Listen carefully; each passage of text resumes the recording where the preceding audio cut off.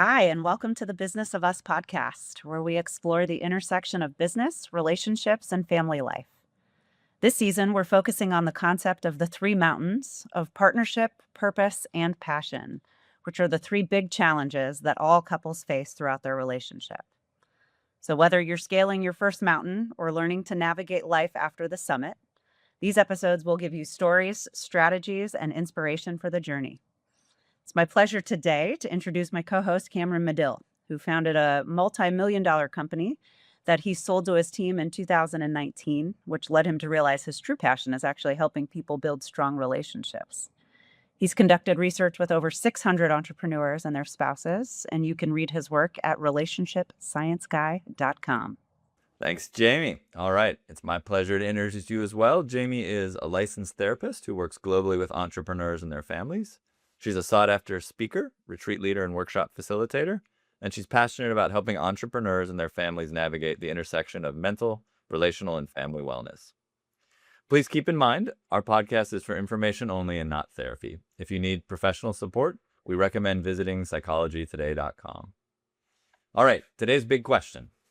How can couples build a vision to stay connected as they move into a new phase of life where work and kids are no longer central?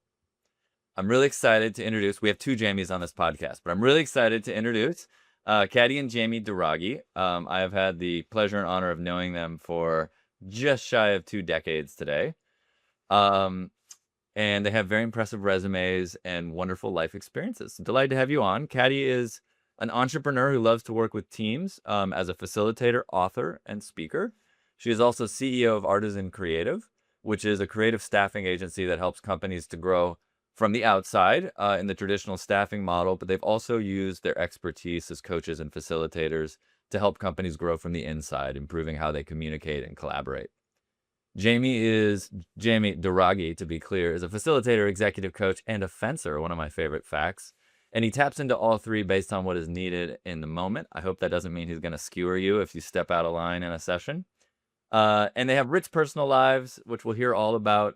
But right now, it's especially exciting because they're starting a new chapter, moving from Los Angeles to New Mexico, while also balancing how to stay connected to family elsewhere.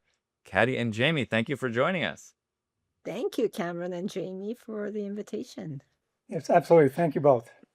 All right. So I had the pleasure of interviewing you guys back in 2024. You may not remember what you said, but I just read through the notes.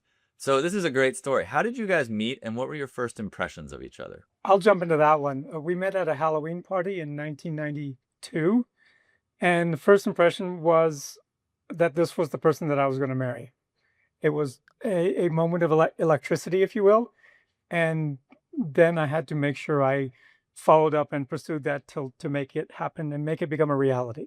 I'll give you 3 guesses as to what Jamie was wearing, what his costume was. Did it involve a sword? It did. He was wearing his fencing uniform and was all white, and his mask, and it was very regal. I had never seen a fencer before, so it's like, who is that guy over there? The interesting story is I was invited to that party to actually meet somebody else. So my friends had invited me, and they had invited this other person that thankfully with LA traffic, he got stuck in traffic, and I met Jamie instead. So here we are. And I believe you guys had color contrasting outfits. Was that right? Yes, I was a cat. All black and he was all white? I was all in white. So that's the yin and yang, right? From that moment, that's the yin and yang for me, it came together. Jamie, I believe you had started Artisan Creative and you were already running it when you and Katty met. And Katty, you had an impressive corporate job with Macy's working in fashion. I think you said you really loved that. And then you guys decided to work together. Can you talk a little bit about how you navigated that transition and maybe what worked and maybe what you would look back and do differently? Katty, why don't you go first and then I'll share from my perspective. Yeah, so I got recruited by Jamie. That makes sense. He was like, you have all this personnel experience and managing this larger team. Why don't you come and work with me?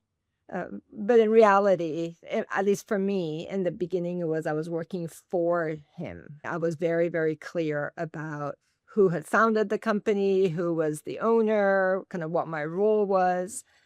So it was an interesting dynamic in terms of just the recognition of the roles and the awareness of what role I was playing where. And I may have mentioned this when we spoke last time.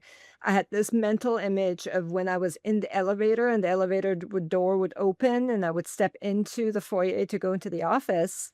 It was okay, now it's, you know, business Jamie versus husband Jamie. And so I just had to like create those boundaries and parameters for myself because more than one time I would call him honey in the office or over the intercom.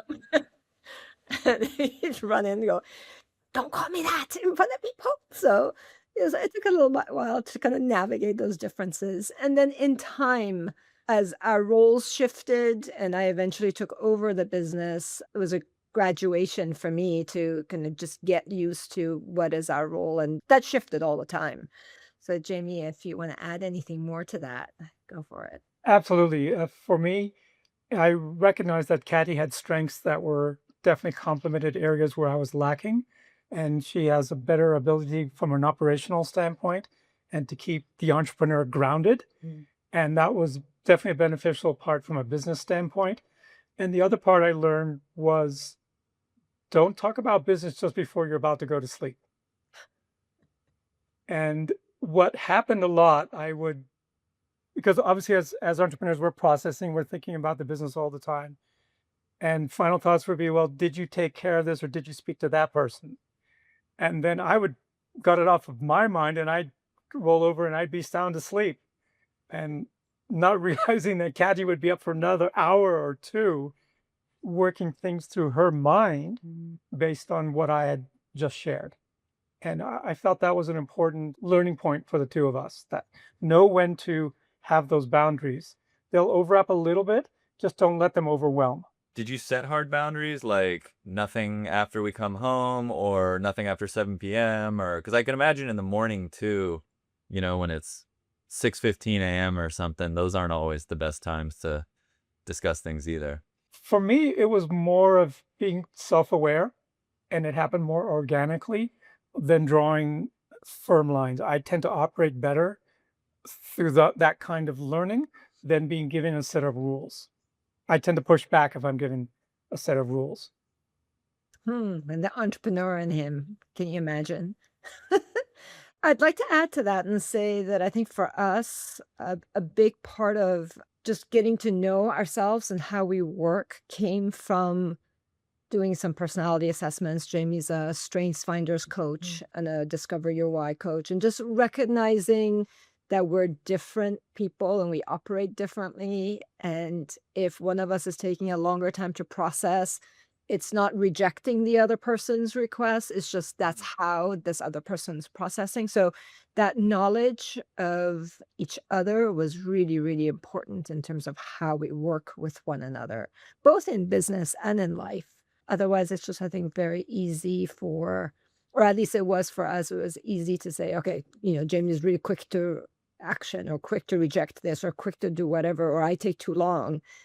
But it wasn't personal. It wasn't about the other person. It was just really about just how we each processed. So that helped quite a bit. I love that. Yeah, I've seen a lot with couples who work together that often couples kind of resist some of that personality type work, but couples who work together are sort of just more comfortable with it, I assume, just because you have to navigate so much and it's more common in the workplace. All right, well, I want to go from that to, because I actually haven't heard, I heard the vision a couple of years ago, but you guys have been in LA, had been in LA for decades, I believe, probably 3+, and you've made a big decision in life to move to New Mexico, known as the other Los Angeles. No, I mean, it's a very different world, right? Like almost the opposite.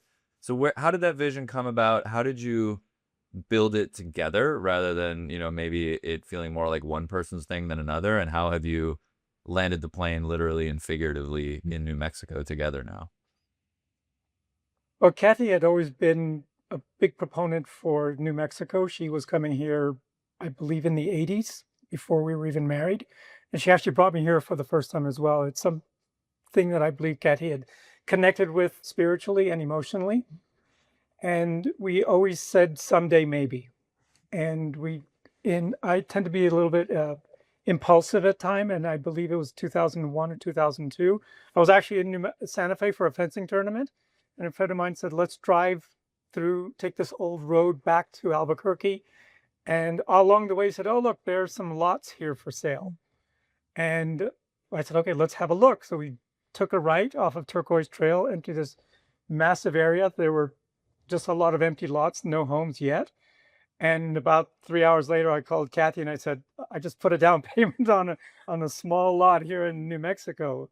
And of course, there's silence on the phone because, as Katty had alluded to earlier, I tend to do things a little bit impulsively, and she's much more thoughtful. And so she said, "You did what?" And I explained it. And we said, "Okay, well, someday maybe we'll move here." And to your point, Cameron, we go back to being our busy lives, focusing on the business, sometimes forgetting about other opportunities that are around us. 30 and 20 odd years later, because of COVID and because of seeing that LA, we love it, it's just wearing us out. Yep. And we made a joint decision together. We had several talks. We do vision boards every year. I have mine right here. And Katty had put on her vision board build a home in New Mexico. And that's what we did. We built a home. We realized that we needed one leader, one point person, and Katty was the ideal person to do that. And I would be in more of a support role. And 18 months later, the home was built and we moved in December of 2024. And then our entire family came to visit. All like 13 people came to visit, like within 3 days of us moving in with boxes everywhere.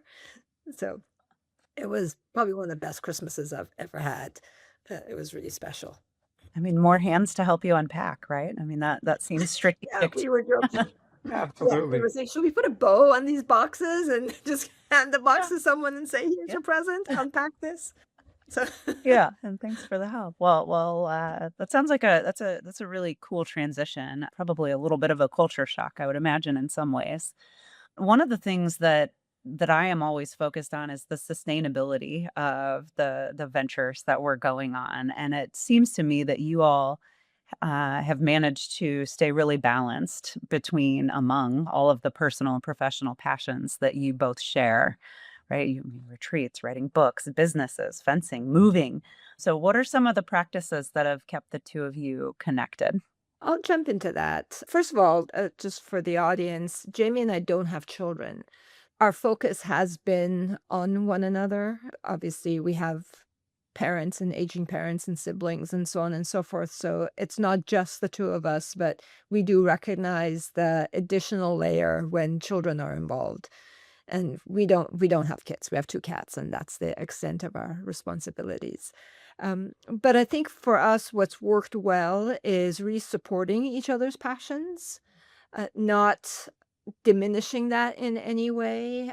We've never had the type of relationship where if Jamie's wanted to go fence and practice on a Friday night, it's never been "Oh, why are you going away on a Friday night? That's my time." No, that's your time, because I know that the more you can do that, the richer spiritually you are when you come home. So just really recognizing that has been really important. And then I'll just take it back to how I stay grounded and how I stay focused. I journal, I meditate, I do breath work, but just this opportunity of being in New Mexico and being in nature has just been so fulfilling. Just to be in open space and hearing the birds and wild horses that run around. I don't know, something like that has just really, I think, invigorated me to be present all the time. Jamie, anything you want to add to that? Katty, I'm actually going to turn to you. Could you remember the acronym that we created at one of the retreats? RTSS? Yeah, That helps a lot.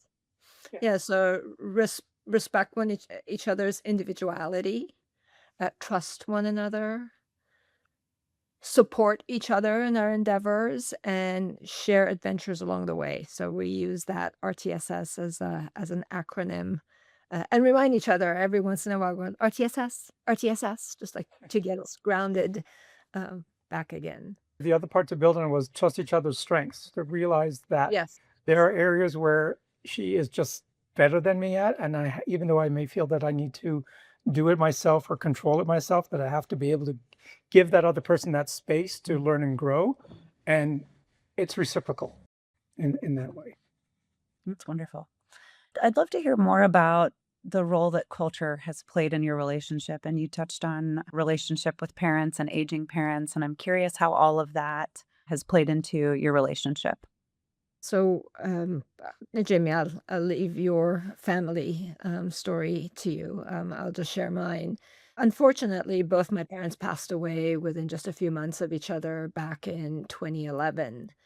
And I think the support that Jamie gave me during that grief journey probably been one of the more special moments in my life where that's also at the same time as that's when I took over Artisan. So if you can imagine, personally, life was really, really dim and dark, but professionally, with this change that we were making, it was giving me some additional fuel to get excited about and just really be able to refocus kind of where my energies were.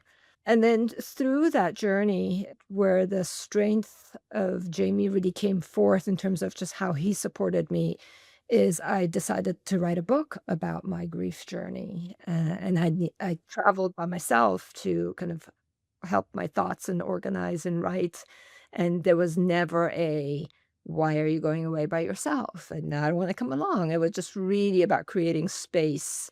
And I think that's built a huge focus on our relationships, is again supporting each other through whatever the other person is going through. And that's been a huge part of our culture. So from a cultural perspective, Jamie's family is my family. I don't have anyone of my own anymore from a parental perspective.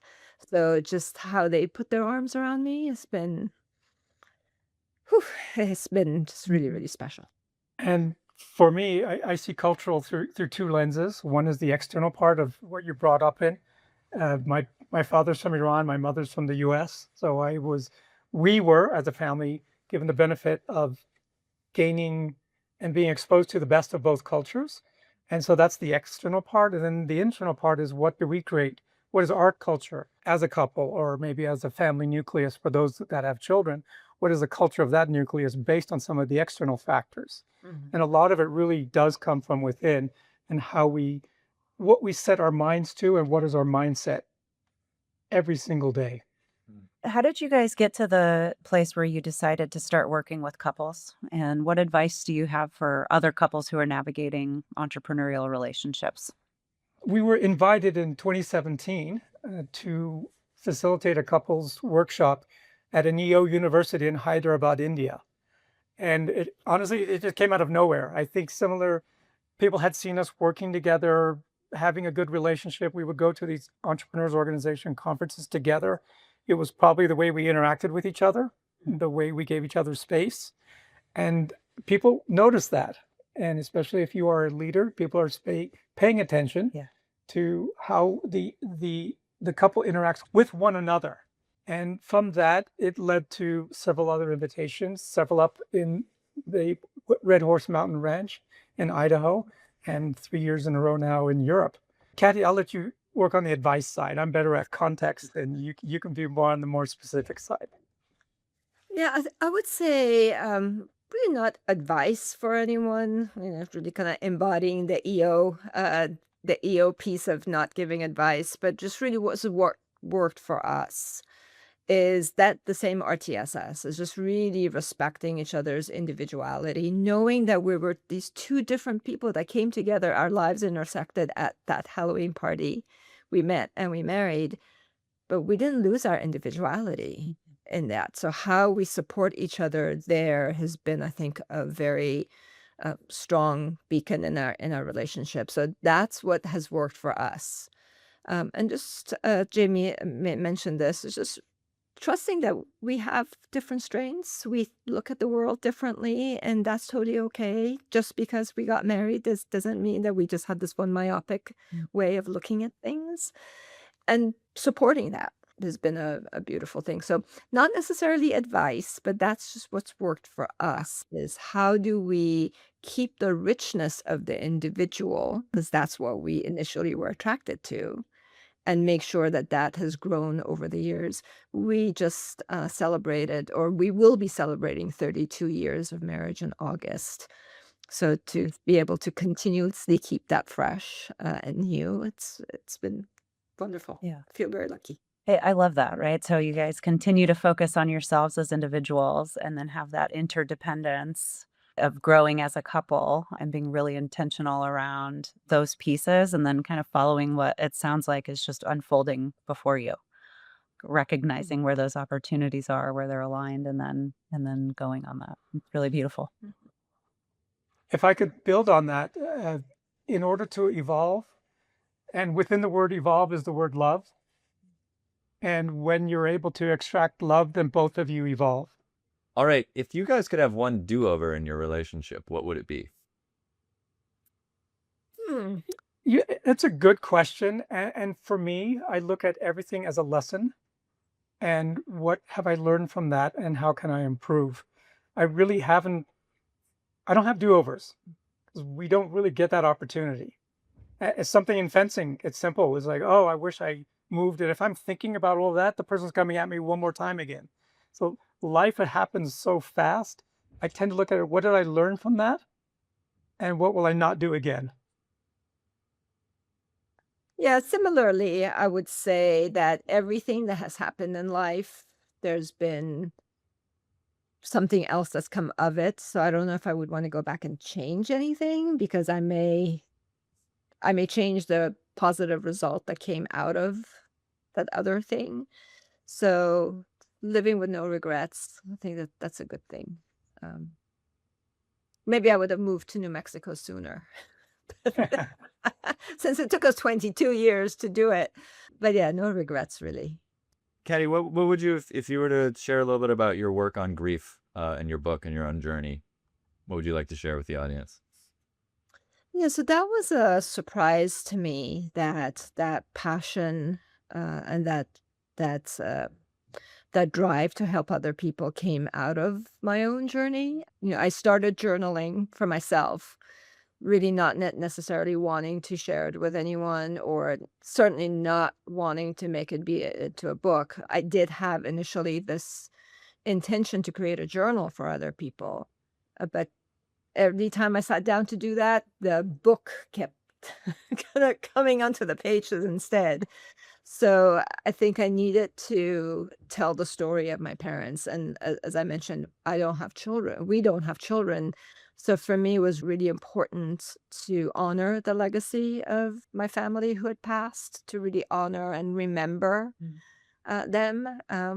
So that's where the book came out of, is just my journal and all the pages together. Once the book was done, I started the journal. And since I've been putting together grief circles, bringing people together to talk about grief, I'm not a grief therapist, but I've certainly been on that journey for a long time. And I feel that from a societal perspective, we don't allow people to talk about their loss enough.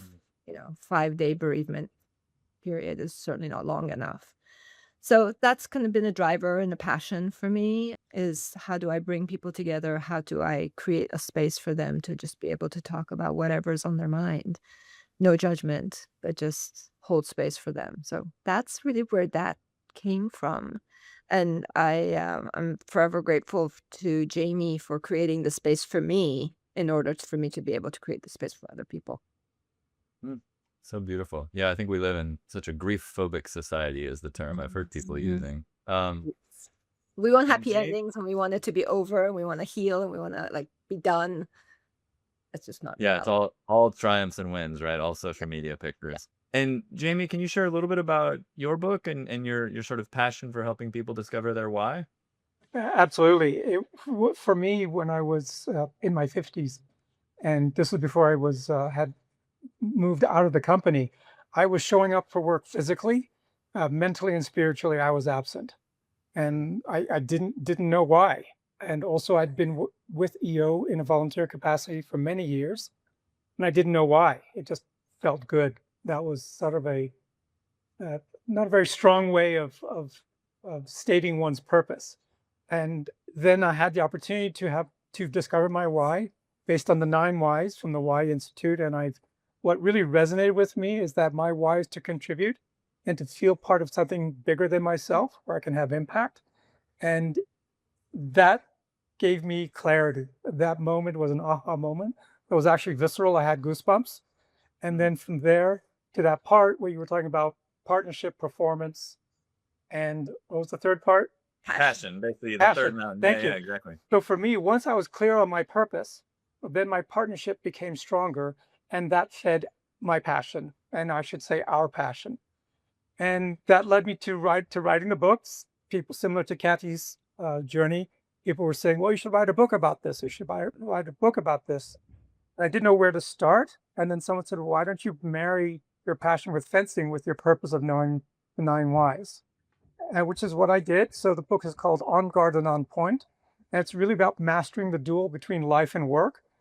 Especially as entrepreneurs, that's what we do, right? We're constantly tugging at one end or feeling pulled and pushed in different ways. When we can dial it down to that essence and being in that moment of flow, which fencing absolutely requires, then time slows down, though we are moving faster through it. And that's really the essence of the book and why I wrote it. Awesome. Thanks for sharing. You guys have so many facets. I just wanted to highlight each of your books and maybe one area of passion. All right, let's be a little silly. Let's do some rapid fire questions. No more thoughtful answers, guys. No, I'm kidding. You can be thoughtful. Katty, if you could have dinner with one historical person, who would it be? Oh, Georgia O'Keeffe, for sure. That's how I ended up in New Mexico to begin with. Was I had read her biography and I wanted to see all the stuff she talked about. So, Georgia. Perfect. Jamie, what is your favorite movie? It's the Blues Brothers with John Belushi and Dan Aykroyd, just because of the music, the acting, everything. And it's in Chicago, and it captured an era that is gone now. Katty, what is the best advice you've ever received? Don't overthink it, as I'm thinking. Which you thought very deeply about. I love that. Okay. But you didn't overthink it. Well done. All right.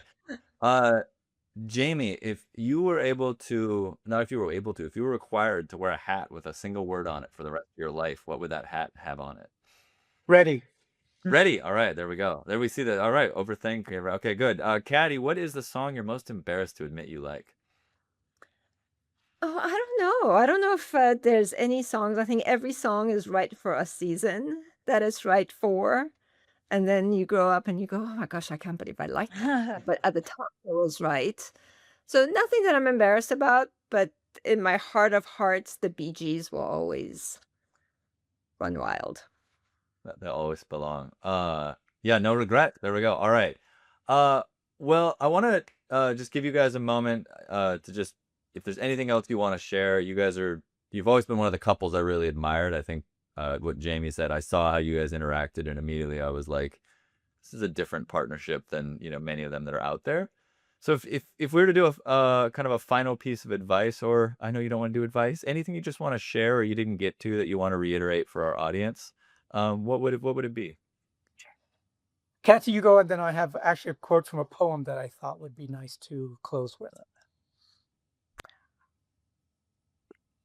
Don't sweat the small stuff, for sure. It's easy to let things fester, but they don't have to. So it's communicating, bringing things up, having an opportunity for an open, honest conversation, and giving space to the other person. I think that probably culminates everything we've talked about so far. That's important to me. Thank you for the opportunity to do that. Yeah, thanks for joining. It's actually a quote by the poet Robert Graves, and he says, "To define love as a recognition of truth, a recognition of another person's integrity, and truth in a way that makes both of you light up when you recognize that quality in the other person." Beautiful. I love that. Much broader than I feel like the narrow definition that often gets used. All right. Well, thank you guys so much for joining. It's been such a pleasure. The Business of Us is brought to you by Jamie and Cameron. We've talked a whole bunch. Music is provided by our friends at Marmoset, and our theme song is Kenton by Dr. Crosby. Until the next time, we wish you the best of luck in making your relationship intentional and remarkable. Thank you, everyone.